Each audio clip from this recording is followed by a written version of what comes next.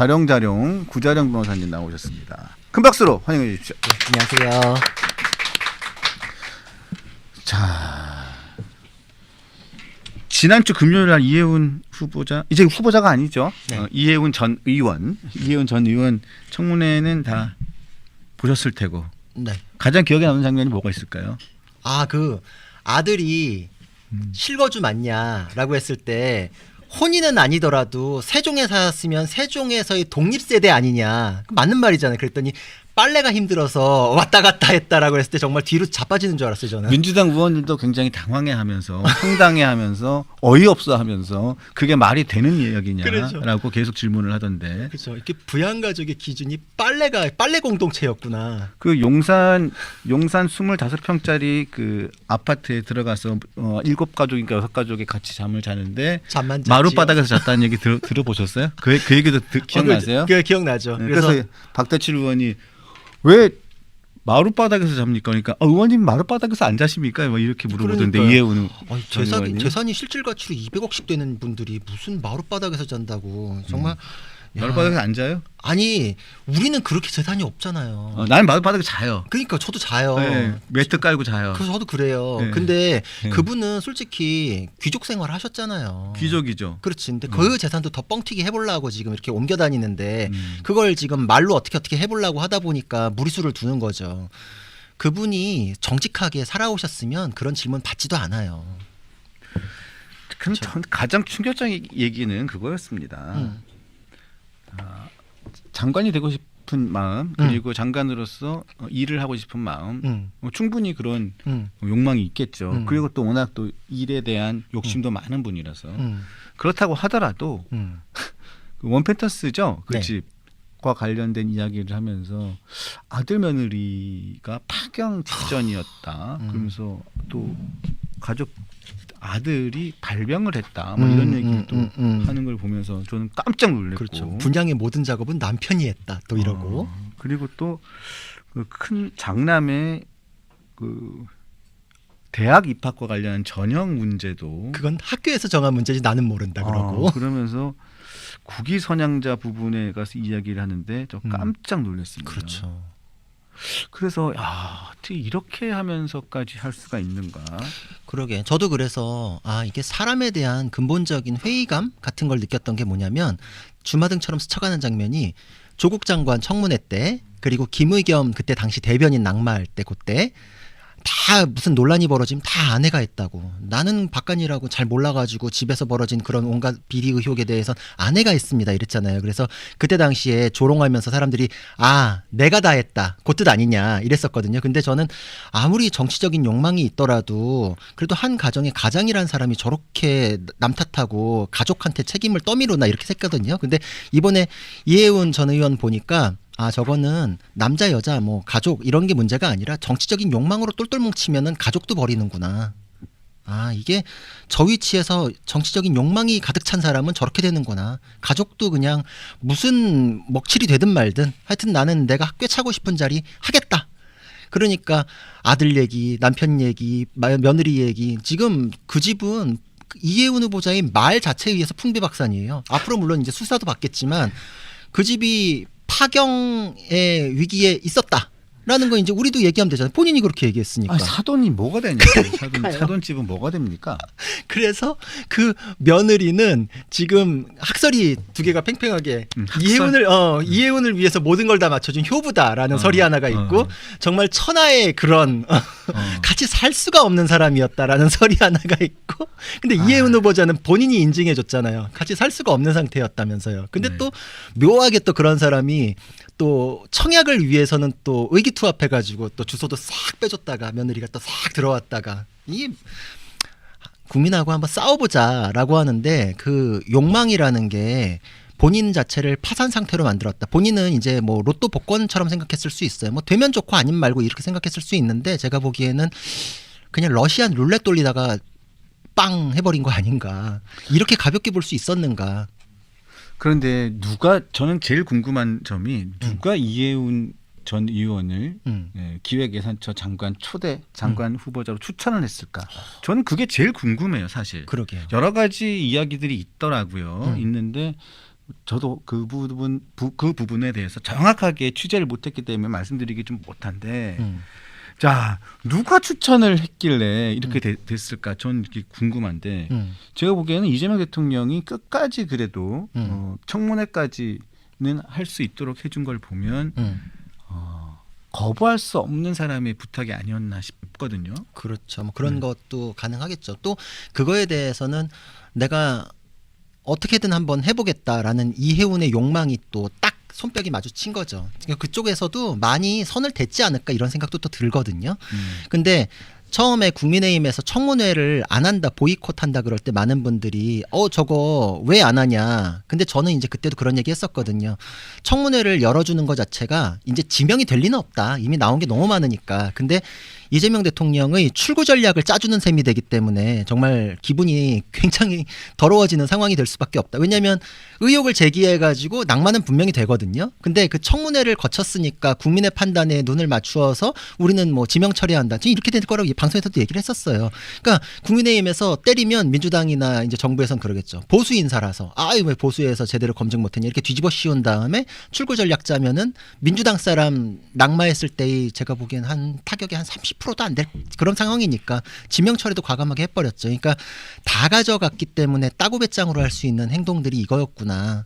그러니까 근데 명확히 그래서 여기서 팩트는 구분지어야 되는 게 총선에서의 검증이라는 거는 정부에서 장관 후보자 검증하는 거하고는 다르다. 그 부분은 팩트로 가져가야 돼요. 그러니까 그냥 똑같은 검증이었는데 국민의힘에서 검증 못했기 때문에 우린 그거 믿었네. 이런 거는 그냥 뭐 국민들 상대로 눈속임 하는 거다. 왜냐면은 당에서 후보 검증하는 거는 공적 시스템을 이용하는 검증이 아니거든요. 근데 장관 후보자는 정부에서 인사 검증할 때 공적 시스템을 다 동원해가지고 이력을 추적하죠. 당연히 다르죠. 그러니까 이건 인사 검증 실패가 맞아요. 근데 그거를 지금 뒤집어 씌운다라는 거는 저는 이 장관 후보자와 관련해서 검증을 제대로 못했고 능력도 없고 무책임합니다라는 자인밖에 안 되거든요. 정부가 그런 식으로 하는 거는 정치 공세용으로 할 수는 있으나 책임감에 대해서는 점수를 주기가 어렵다. 예전에 민주당도 그래요. 민주당이나 국민의힘이나 공천 시스템은 똑같거든요. 현황 자료를 본인이 적어내면 그거 가지고서 이 사람은 왜 이렇게 부동산이 많아? 뭐 이제 이런 게 그 적어낸 거 가지고서 검증하는 거거든요.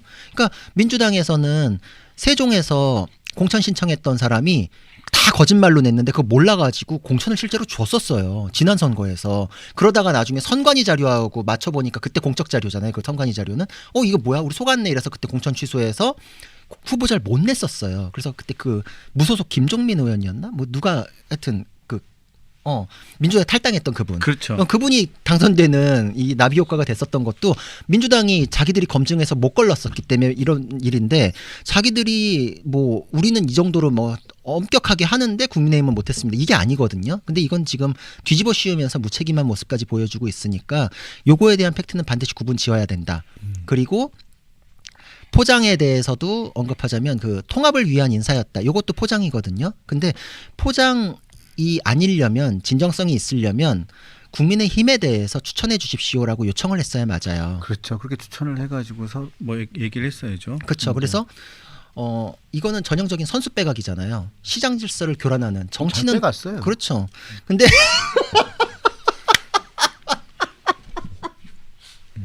그죠. 어디서도 정치에서는 안 되는 분인데 이번에 확실히 끝났죠. 그래서 저는 이 협치라는 게 이번 청문회에서 그 가능성을 봤다. 그 협치, 낙마에 대해서는 협치가 딱 되더라고요. 그 정도로 그러니까 외계인 나타나면 반목하던 지구인이 단합한다 그랬잖아요. 그 정도의 존재가 이해운이었나 이런 생각이 들었고 그렇기 때문에 이 사람은 청문회를 거치든 말든 어차피 낙마할 사람인데 철저하게 이용해 먹는구나. 그러니까 그거를 그래도 안전하게 국민을 위해서 낙마시키기 위해서 자당 출신에 대해서 이렇게 얘기하는 그 상황 자체도 이재명 대통령의 그 정치공학적인 수에 이 숫자가 밀리다 보니까 어쩔 수 없이 걸려들고 그 상황을 만든 거 그러니까 이해운 후보자가 그 상황을 만든 거에 대한 책임이 제일 크다. 보수 지지자들에 대해서 지금까지도 송구한 마음 단 한 번도 얘기한 적이 없거든요. 저는 그 첫 출근할 때 그 활짝 웃는 모습이 지금도 잊혀지지 않는데 앉아 있는 기자들한테 악수하고 기자들이 굉장히 놀라더라고요. 놀랐죠. 악수하고 싶지 않은데. 저도 너무 놀랬고 그때부터 지금까지 걸린 거 들킨 거에 대해서만 마지못해서 뭐 송구하네 이러는데 더 거대하게는 그 지지해주신 분들, 여태까지 뽑아주신 분들에 대한 사과 말씀이 지금이라도 있어야지 어디 돌아다니면서 그래도 이렇게 얼굴 가리면서 돌아다니지 않을 수 있지 않을까. 그 프로 구단들 같은 경우에서 템퍼링이라 그러거든요. 그러니까 구단끼리 트레이드하는 거잖아요. 그리고 구단끼리 접촉해야 되고 그 구단이 소속한 선수와 먼저 협상할 수 있는 기간을 줘야 돼요. 그리고 그거를 지나고 나서 협상이 결렬되면 그 보통 이제 FA 선언할 때 시장에서 평가받겠다 그렇게 지금 나오잖아요. 그렇죠. 그러니까 그게 왜 그러냐면 구단끼리의 공정한 경쟁 질서가 무너지기 때문에. 그래서 그렇게 안 하고 몰래 뒤로 다른 구단하고 접촉하는 사람은 그 규정 위반이기 때문에 이미 탈퇴돼가지고 선수 생활을 못해요. 근데 이해훈 후보자도 내가 생각이 달라졌다 그러면 나는 선언하고 나왔어야지. 나는 이제 보수적인 색깔이 아니다. 난 이제 여기하고는 뜻이 안 맞는다라고 나와가지고 평가를 받았어야지. 근데 뒤로 꽁짝꽁짝 해놓고 지금은 또 배현진 의원 페북 써놓은 거 보니까 중구 성동을에 지금도 막 이 현황도 막 알아보고 그랬다면서요. 그러니까 아 이분은 정말 그러니까 중구 성동을에 누가 지원을 하는지 네. 당협위원장으로 누가 지원을 했는지 누가 유력한지 이 부분에 대해서 관심을 많이 가졌다고 배현진 의원이 얘기를 하죠. 그렇죠. 그래서 놀랍다. 그래서 이 정도 했으니까 여태까지의 의혹이라는 것도 안 들키고서 왔나? 진짜 이 제가 너무 격한 표현일 수 있지만 뻔뻔하다. 자, 근데 진짜 이해훈 후보자 보면 솔직히 속된 말로 낙동갈 오리알 신세가 된 거잖아요. 그렇죠. 네. 이게 중구 그 성동을 지역이었죠. 그렇죠. 그 지역이 비록 지난번 선거에서는 패했지만 왔다 갔다 하는 지역이잖아요. 패했지만 차이가 얼마 나지 않았어요. 그리고 또 이해훈 당시 후보자가 그 지역으로 가가지고 선거를 준비한 지 얼마 되지도 않았고 상당히 선전을 했었거든요.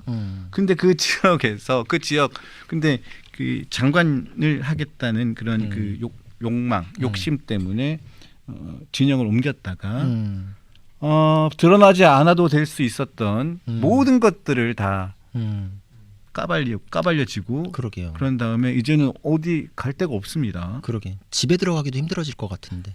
네? 그죠. 이제 아들도 그거 아들 학력 그거 며느리 원망 다 들어야 되는데 그러게 사돈댁도 이제 가기 좀 힘들 것 같고. 참 큰일 났습니다. 큰일 났죠. 그런데 25평에서 5명씩 옹기종기 포개져서 자던 그 사이좋던 가족이 마루에서 그렇죠. 근데 모 신문을 보면 본인은 사퇴할 뜻이 없었다. 그런 얘기 라고 있더라고요. 청와대 관계자가 언급을 하죠. 본인은 사퇴할 의사가 없었다.